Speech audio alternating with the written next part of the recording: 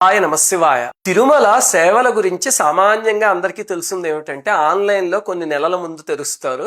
అలాగే lucky dip ఒకటి తీస్తారు. ఇవి అందరికీ తెలుసున్నవే. ఆ సేవల ద్వారా వెళ్ళి దర్శనం చేసుకుని వచ్చేస్తూ ఉంటారు.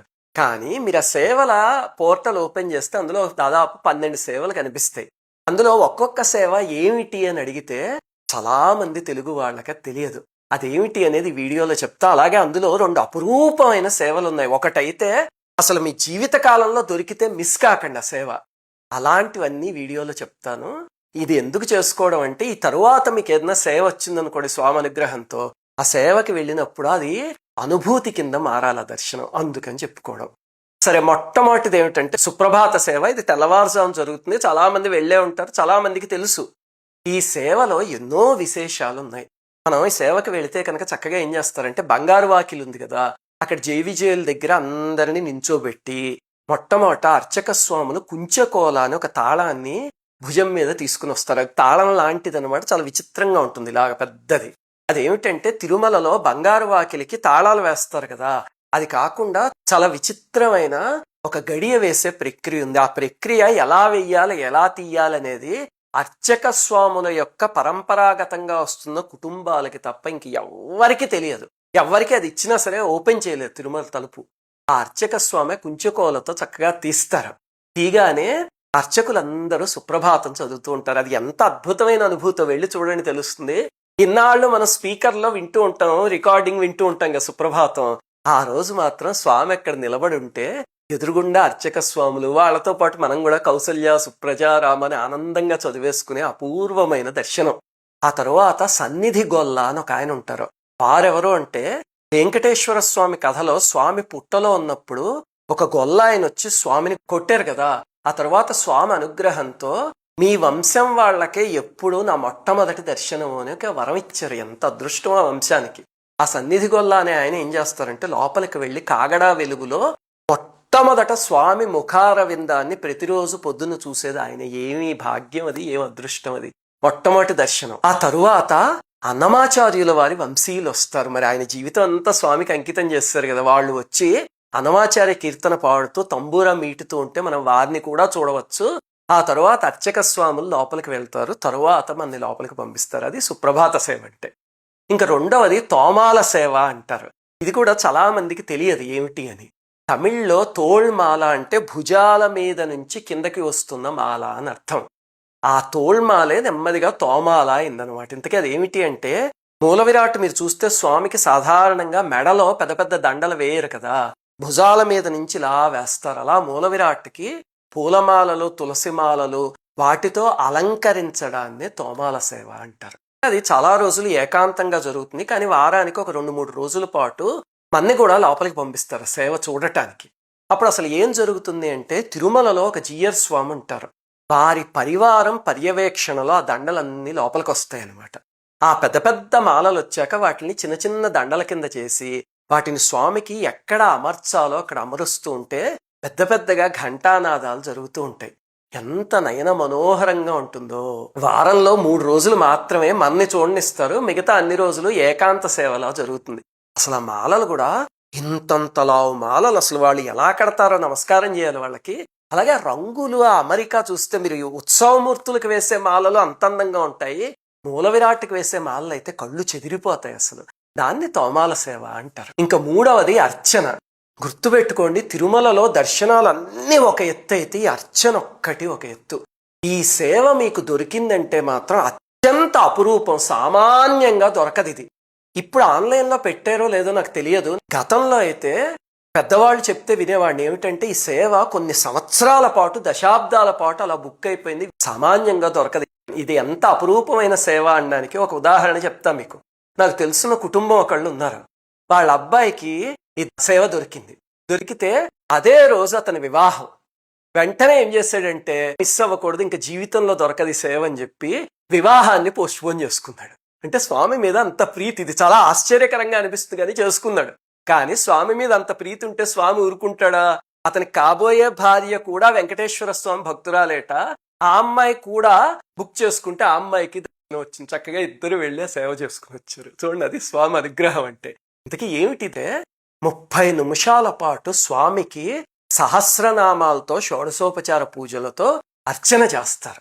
చేసినప్పుడు ఏం చేస్తారంటే ఆ మొట్టమొదట ఈ కులశేఖర పడింది కదా గుమ్మం, అక్కడి నుంచి మొదలుపెట్టి ఆ బయట వరకు భక్తులందరినీ కూర్చోబెడతారు. చక్కగా 30 నిమిషాల పాటు కూర్చోబెట్టి అర్చన, అలాగే మన గోత్రనామాలు అవన్నీ చేసి అంతా అయిపోయాక స్వామి దర్శనమిచ్చి పంపిస్తారు. ఇంకా మన అదృష్టం బాగా పండిపోతే ముందు వెళ్ళగలిగితే ఆ గుమ్మం దగ్గర మొట్టమొదట ప్రాకారంలోనూ వచ్చిందనుకోండి, ఇంకా 30 నిమిషాలు ఒక జన్మకి సరిపోయేలాగా స్వామి దర్శనం చేసేసుకోవచ్చు. అందుకని అర్చన వస్తే మాత్రం మిస్ కాకండి, ఎట్టి పరిస్థితుల్లోనూ వెళ్ళాలంటే ఎంతో అదృష్టం ఉంటే తప్ప అసలు అర్చన అనే సేవ దొరకదు.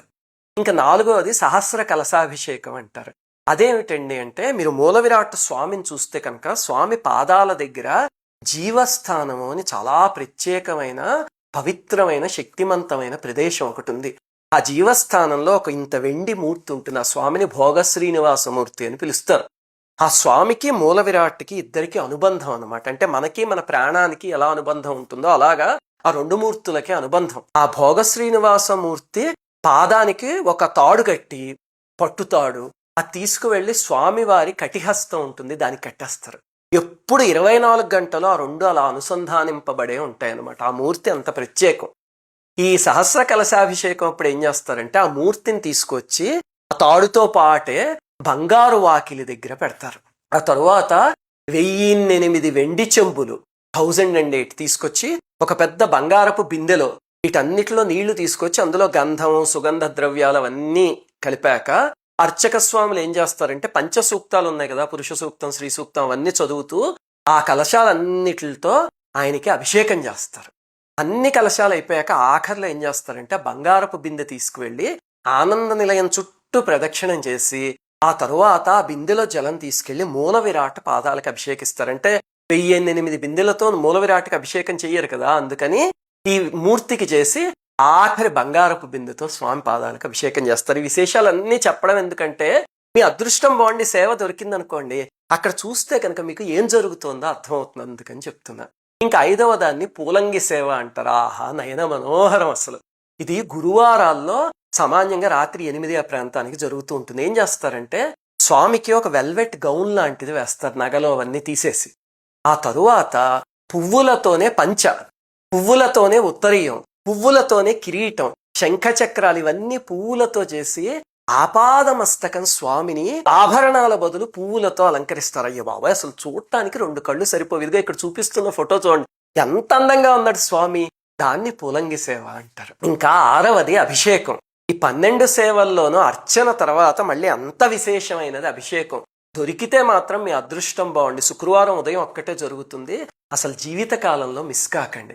ఈ అభిషేకానికి వెళ్ళగలిగితే 3 అదృష్టాలు వరిస్తాయి మనకి, చాలా అపురూపమైనవి.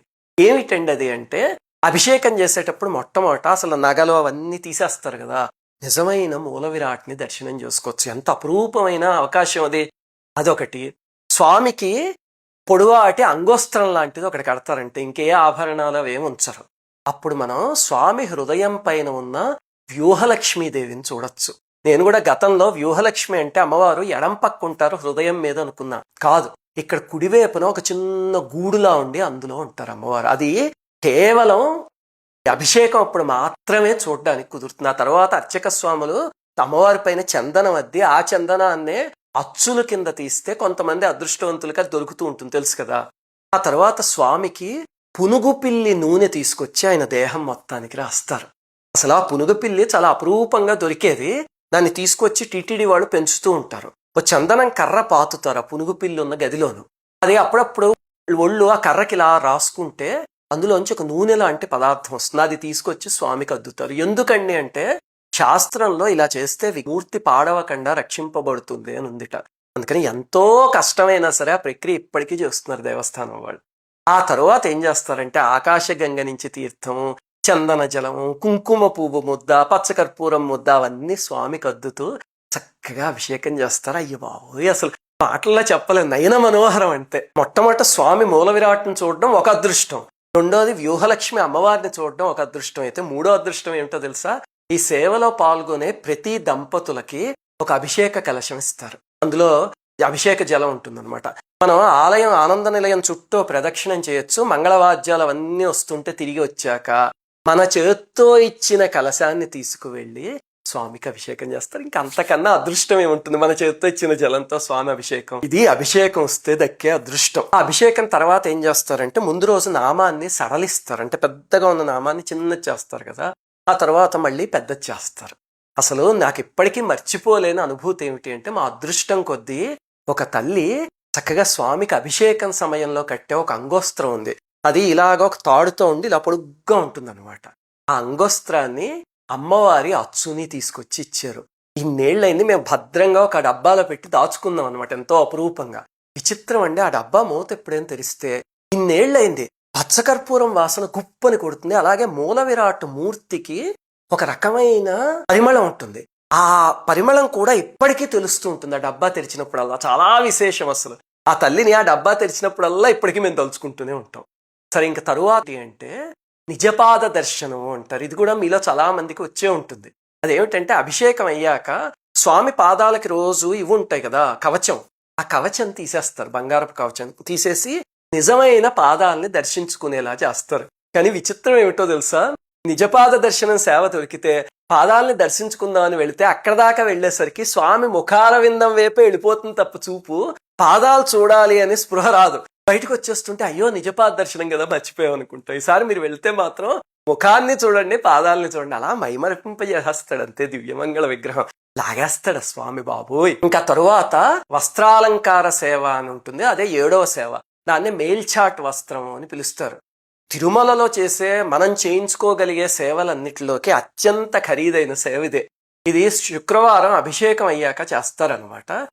భక్తులు ఏం చేస్తారంటే ఒక పొడవాటి చీర లాంటి వస్త్రాన్ని సమర్పిస్తే చక్కగా మనం ఇచ్చిన వస్త్రాన్ని స్వామికి అలంకరింపజేసి ఆ తరువాత తెర తీసి మన దర్శనానికి పంపిస్తారంటే మనం చేత్తో ముట్టుకుని ఇచ్చిన వస్త్రము చక్కగా స్వామి అలంకరించుకుంటాడు. ఎంత ఆనందం అది.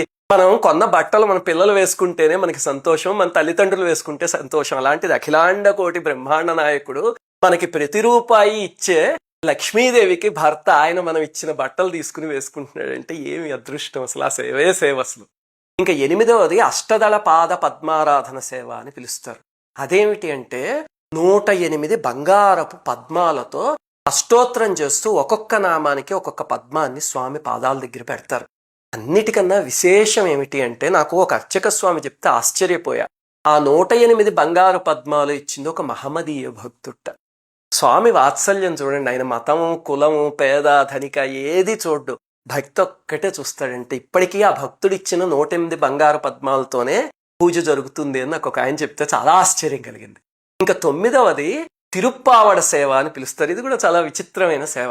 ఏమిటంటే గురువారం నాడు స్వామి నామాన్ని సడలిస్తారు అని చెప్పాను కదా. ఆ సడలించినప్పుడు కన్నులు బయటకు వస్తాయి. వచ్చాయంటే స్వామి కన్నులు తీవ్రమైన మహాశక్తివంతమైన మూర్తి. గుర్తుపెట్టుకోండి, తిరుమలలో ఉన్నది రాతి విగ్రహం కాదు, అక్కడ స్వామి ఆ రూపంలో నిలబడి ఉన్నాడు. ఆ కన్నుల తీవ్రతని తగ్గించేందుకు ఏం చేస్తారంటే 450 కిలోల పులిహార తయారు చేసి స్వామి చూపు సరిగ్గా ఎక్కడ పడుతుందో క్యాల్కులేట్ చేశారు. అక్కడ ఒక ఇంత వెండి మంచం లాంటిది ఒకటి వేస్తారు. వేసి దానిపైన పులిహార అంతా అలాగా ఒక కొండలాగా పెట్టి దానిపైన ఇంకా చాలా నైవేద్యాలు పెట్టి అదంతా స్వామి చూపు పడేలా చేసి అప్పుడు స్వామికి నివేదన చేస్తారు. దాన్ని తిరుప్పావడ అని పిలుస్తారు. సామాన్యంగా తిరుప్పావడ అంటే అందరూ ఏదో వడకి సంబంధించింది అనుకుంటా. తిరుమలలో పెద్ద వడ ఉంటుంది కదా, నేను అలాగే అనుకునేవాడిని. ఆ తర్వాత తెలిసాక చాలా ఆనందం కలిగింది. ఇవన్నీ మీకు తెలియజేయాలని వీడియో చేస్తుంది. 10వది ఊంజల్ సేవ అని పిలుస్తారంటే ఉయ్యాలలో చేసే సేవ. జీవితంలో ఒక్కసారైనా చూసి తీరాలి. ఇది మాత్రం కొంచెం తేలిగ్గానే దొరుకుతుంది. మీరు ఆన్లైన్లో ట్రై చేస్తే మిగతా సేవలు అంత కష్టం కాదు, ఈజీయే. ఏమిటంటే ఆలయం లోపలికి మనం వెళ్తూ ఉంటే ధ్వజస్తంభానికి అటుపక్క అంటే మన కుడివైపు అద్దాల మండపం అని ఒకటి ఉంటుంది. మీలో చాలా మంది చూసే ఉంటారు. అందులోకి మన తీసుకువెళ్ళి కూర్చోబెట్టాక స్వామి ఉత్సవమూర్తి, స్వామి అమ్మవార్లు వాళ్ళందరూ వచ్చి అక్కడ ఏం చేస్తారు. అక్కడ విచిత్రం ఏమిటంటే చుట్టూ అద్దాలు ఉంటాయి. ఆ అద్దాల్లోంచి మళ్ళీ ఇంకో అద్దానికి రిఫ్లెక్షన్ కనిపిస్తూ ఉంటుంది. అలా చూస్తే మీరు కొన్ని వేల అద్దాల్లో స్వామి ఒకేసారి కనిపిస్తే మనం వేదంలో సహస్ర శీర్ష పురుష సహస్రాక్ష సహస్రపాత్ అని చదువుకుంటాం కదా. అన్ని మూర్తులు కనిపించి విశ్వం విష్ణు అని విష్ణు సహస్రనామంలో చెప్పినట్టు ఆ స్వరూపం అనుభవంలోకి వస్తుంది. ఒక్కసారి చూస్తే అసలు ఆ అద్దాల మండపాన్ని, ఆ ఊంజల్ సేవని మర్చిపోలేరు. అదొకటి. 11వ సేవ కళ్యాణోత్సవం. ఇది కూడా కొంచెం తేలిగ్గానే దొరుకుతుంది ఇంటర్నెట్లో. ఇది ప్రతిరోజు మధ్యాహ్నం 12 గంటలకు జరుగుతుంది అనమాట. ఒక గంటన్నర 2 గంటలు జరుగుతుంది. అన్నమాచార్యుల వారి కాలంలో ఎప్పుడో ప్రారంభమైందిట. మనందరి చేత మొట్టమొదట గోత్రనామాలు చెప్పిస్తారు. తర్వాత స్వామికి అమ్మవార్లకి కళ్యాణం ఎంత కమనీయంగా ఉంటుందంటే వాళ్ళందరికీ పెళ్లి చూపులు. ఒకళ్ళ వైపు ఒకళ్ళు తిరిగి నించుని చక్కగా ఒకళ్ళనొకళ్ళు చూసుకుంటారు. తరువాత దండలు మార్చుకుంటారు, మాంగళ్య ధారణ, తలంబ్రాలు పోసుకుంటారు. అబ్బో ఏమి సరదాన అర్చక స్వాములందరూ నిజంగా అమ్మవార్లకి స్వాములకి తల్లిదండ్రులైనట్టే సరదాగా చేసేస్తారు. మన అమ్మా నాన్నల షష్ఠి పూర్తి చూస్తే ఎంత ఆనందం కలుగుతుందో దానికి ఒక 100 రెట్ల ఆనందం కలిగే ప్రక్రియ. మేము సామాన్యంగా ఏం చేస్తూ ఉంటాం అంటే, నేను సుశీల ఇప్పుడు వైవాహిక జీవితం ఉంది, చక్కగా ఇన్ని సంవత్సరాల పాటు కలిసి ఉన్నాము అంటే దానికి పరమేశ్వరుడి అనుగ్రహమే కారణం కదా. అందుకని చక్కగా తిరుమలలో కానీ ఇంకెక్కడైనా కానీ స్వామి కళ్యాణం జరుగుతూ ఉంటుంది. పెళ్లి రోజు అక్కడికి వెళ్ళి ఏదో ఒక కళ్యాణం చేయించుకోవడం, అందులో పాల్గొనడం చేస్తూ ఉంటాం. చాలా ఆనందం కలుగుతూ ఉంటుంది. ఇంకా 12వది ఆఖరి సేవ ఏమిటంటే, ఈ ఒక్క సేవకి తిరుమలలో ఒక ప్రత్యేకత ఉంది. ఇందాక నేను చెప్పిన 11 సేవలు చూడాలి అంటే మనకు అది ఆన్లైన్లో దొరకాలి, టికెట్లు తీసుకోవాలి, వెళ్ళి కూర్చోవాలి. టికెట్ ఉన్న వాళ్ళే చూడొచ్చు. ఈ ఒక్క సేవ మాత్రం టికెట్ లేకపోయినా తిరుమల వెళ్తే చూడొచ్చు. ఏమిటండి అది? సాయంత్రం జరిగే సహస్ర దీపాలంకరణ సేవ. ఆలయం బయట ఒక మండపం ఉంది, చూసారా మీరు?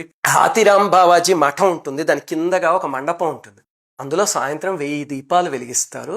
వెలిగించి స్వామిని అమ్మవార్లను తీసుకొచ్చి అక్కడ ఊయలలో పెట్టి హాయిగా ఊపుతూ ఉంటే కింద సంగీత విద్వాంసులందరూ కూర్చుని అన్నమాచార్య కీర్తనలు అలాంటివన్నీ పాడుతూ ఉంటారు. చెవులకి ఆనందం, కళ్ళకి ఆనందం. ఎవరైనా చూడొచ్చు ఈ సేవ. టికెట్ ఉన్న వాళ్ళకైతే తర్వాత దర్శనం ఇసుక ఎలా చేస్తారు, టికెట్ లేకపోయినా అందరూ దర్శించుకోవచ్చు. ఇవి 12 సేవలు. ఈసారి తిరుమల వెళ్ళినప్పుడు ఆ సేవ ఏదైనా దొరికిందనుకోండి, అనుభూతిని పొందుతూ మీరు ఆ సేవ చేసుకున్నారంటే నేను ఈ వీడియో చేసినందుకు నా జన్మధన్యమైనట్టే. ఇందుకే మీకు ఒక ప్రశ్న వస్తున్నాయి, అవండి టికెట్లు ఇవన్నీ ఎక్కడ దొరుకుతాయండి? లక్కీ డిప్పులు ప్రతి నెలా ప్రయత్నిస్తున్నా సరే దొరకట్లేదండి అంటారా? ఒకటి గుర్తుపెట్టుకోండి, టీటీడీ వాళ్ళు కొండ కింద చక్కగా మోడల్ టెంపుల్ అని ఒకటి కట్టారు, అలిపిరికి కొంచెం దూరంలో. అదేమిటి అంటే, స్వామి ఆనంద నిలయం ఉంటుంది కదా, ఆ ఆనంద నిలయం లోపల ఏది ఉంటుందో అది ఇంచులతో సహా పైన మెజర్ చేసి యాజ్ ఇట్ ఈస్ గా అవే రంగులు అదే డైమెన్షన్స్ తో కింద ఒక మోడల్ టెంపుల్ కట్టారు. ఆ మోడల్ టెంపుల్లో ఇవన్నీ చేస్తూ ప్రతిరోజు ఎస్విబిసి ఛానల్లో వస్తాయి. కొంతమంది తిరుమలలో చేసేసిన హారతి, మూల విరాట్కి తీసేసిన హారతి అని వీడియోలు బయటికి పంపిస్తూ ఉంటారు. అవన్నీ నిజం కాదు. తిరుమల ఆలయంలోకి అసలు మొబైల్స్ అవేవి అలౌ చేయరు కదా. ఈ మోడల్ టెంపుల్లో చేస్తారు. అక్కడ కూడా స్వామి అచ్చం మూల విరాట్ లాగే ఉంటారు, అదే హైట్ లో ఉంటారు స్వామి. ఆ సేవలన్నీ అక్కడ చూపిస్తారు. హాయిగా చూడండి. మీకు ఇందాక నుంచి చూపిస్తున్న ఫోటోలు కూడా అక్కడవే. మన ఇంట్లో కూర్చున్నా టీవీలో చూసినా సరే మానసికంగా అయినా సేవా యాత్ర చేసుకోగలిగితే అది అన్నిటికన్నా ముఖ్యమైనది.